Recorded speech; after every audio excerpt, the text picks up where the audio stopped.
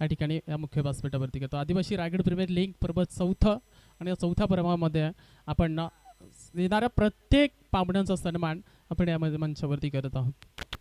Thank you so much दादा, आपण या ठिकाणी आलात. अगदी आमच्या एका शब्दाला मान राखून आपण या ठिकाणी आदिवासी रायगड प्रीमियर लीगसाठी खरे तर ग्राउंड मी तर म्हणेन प्रकाश पवार सरांनी बरेच ठिकाणी मी तर म्हणेन विचारपूस केली होती ग्राउंडसाठी. महादेव बिरकड साहेब असतील, परंतु कुठेही ग्राउंडची उपलब्धता झाली नाही. असं वाटलं होतं की यावर्षी दुसऱ्या मैदानावरती मॅचेस होतील, परंतु पुन्हा एकदा त्याच मैदानावरती खरं तर गटवर्षी आपण जी स्पर्धा पाहत आलो आहे आणि त्याच मैदानावरती पुन्हा एकदा रुपेश दादा गायकवाड यांनी सांगितलं की हा नक्कीच मी माझ्या माध्यमातून हा ग्राउंड तुम्हाला नक्कीच उपलब्ध करून देईल. आणि तो शब्द त्यांनी राखत पुन्हा एकदा शब्दाचा मान ठेवत त्याने हा ग्राउंड खरं तर उपलब्ध करून दिला. थँक्यू सो मच दादा. आम्ही आदिवासी रायगड प्रीमियर लीगच्या माध्यमातून तुमचं मनापासून आभार व्यक्त करतोय. डॉट बॉल आलाय.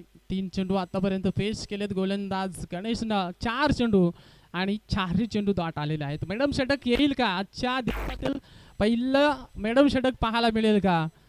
गणेश 4 चेंडू dot, 1 wicket. Oh my God, क्या बात आहे गणेश.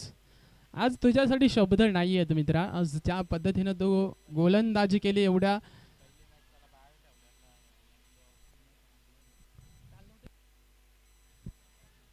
हो. आणि बघा पहिल्या मॅच मध्ये मी तर म्हणेन त्याला 12वा खेळाडू म्हणून त्याला बाहेर बसवलं होतं या गोलंदाजाला आणि ती मॅच गमावली होती दर्श 11 सुधागड टीमनं.